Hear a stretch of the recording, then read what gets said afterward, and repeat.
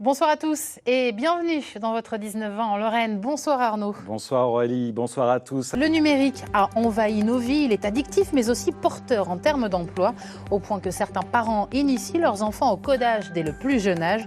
À l'occasion d'une grande manifestation dédiée au numérique sur la région, coup de projecteur ce soir sur ce secteur en pleine transition. Cybermonde, peut-être au supermonde, ça commence dès le plus jeune âge. Regardez ce reportage réalisé à Nancy sur des cours de codage. Ça s'appelle Les codeurs en herbe, tout un programme, et c'est avec Eric Molodzoff et Philippe Drouot.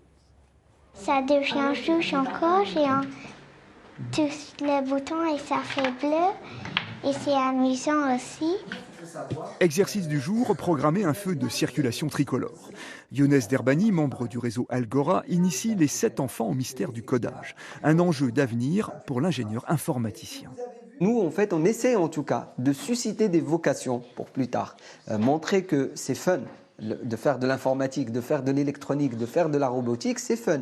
Et si les enfants assimilent cela dès le plus jeune âge, ça peut créer des vocations. Parti du constat que les enfants passent beaucoup de temps devant les ordinateurs, Younes Derbani estime indispensable de les initier à leur fonctionnement, mais toujours de façon ludique. Moi, j'adore créer des jeux vidéo. Et c'est une des meilleures choses que j'adore faire ici. J'adore aussi programmer des robots et faire des choses que je découvre dans tous les jours de la vie quotidienne. Par exemple, le faux tricolore.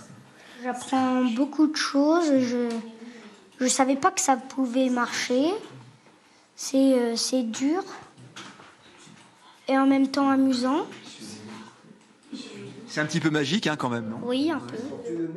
Si les parents apprécient l'aspect ludique de cette initiation, l'atout qu'elle représente pour leurs enfants ne leur a pas échappé. Je pense que c'est important pour l'avenir. Je pense que maintenant, tout le monde va devoir avoir des compétences dans le multimédia, en tout cas. Je suis moi-même programmeur en finance et je trouve que c'est un moyen vraiment intéressant pour elles d'apprendre à faire le lien entre le numérique et ce qu'on utilise tous les jours et le fond, en fait, ce qu'il y a derrière.